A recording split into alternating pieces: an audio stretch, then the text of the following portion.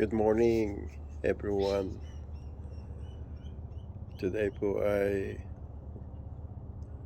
Saturday and we have a nice weather here in Australia, Sydney. And kape po tayo. Ito po ang kape na masarap sa umaga, lalo na sa mga senior.